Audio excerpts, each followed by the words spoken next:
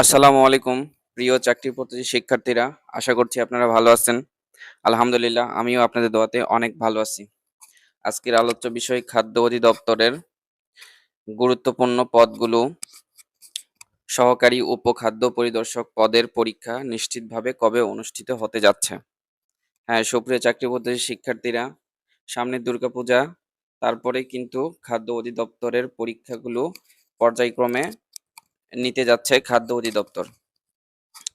ইতিপূর্বে আপনারা বিষয়টি লক্ষ্য করেছেন কিনা, আহ, খাদ্য অধিদপ্তরের মহাপরিচালক যিনি ছিলেন তিনি কিন্তু পরিবর্তন হয়েছেন, সচিব পরিবর্তন হয়েছেন। এগুলো পরিবর্তন কিন্তু গত গত মাসের 10 তারিখে পরিবর্তন হয়েছে মহাপরিচালক। আপনারা একটু যদি ওয়েবসাইটটি চেক করে দেখেন তাহলে আপনারা ইনফরমেশনগুলো পেয়ে যাবেন। তো মূল বিষয়ে আমরা ফিরে আসি, কবে পরীক্ষা তারা সাময়িকভাবে নিতে যাচ্ছে। তারা কিন্তু পরীক্ষাগুলো পর্যায়ক্রমে নিতে মানে যেই তারিখ থেকে পরীক্ষা শুরু হবে তারপর কিন্তু পর্যায়ক্রমে পরীক্ষা নিতেই থাকবে তারা। খাদ্য অধিদপ্তরের পরীক্ষা আর পিছিয়ে যাওয়ার কোনো সম্ভাবনা নেই বললেই চলে। যেহেতু এই গত 23 সালের এই সার্কুলারটি পরীক্ষা 24 সালে কভার করতেই হবে।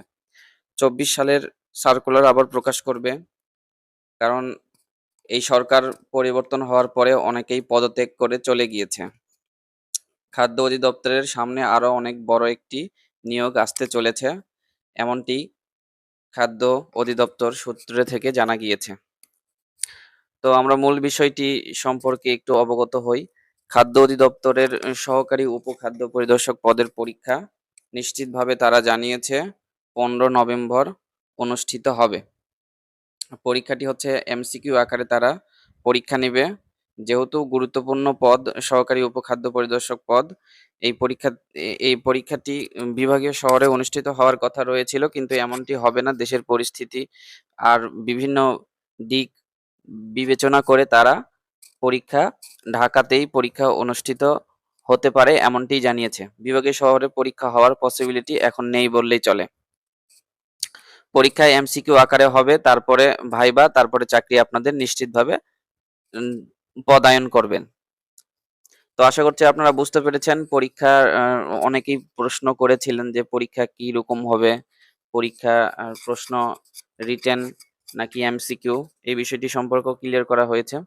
তো আশা করছি আপনারা ভালোভাবে বুঝতে পেরেছেন। এই যে দেখুন, আব্দুল খালেক কিন্তু মহাপরিচালক হয়েছেন গত মাসের 10 তারিখে।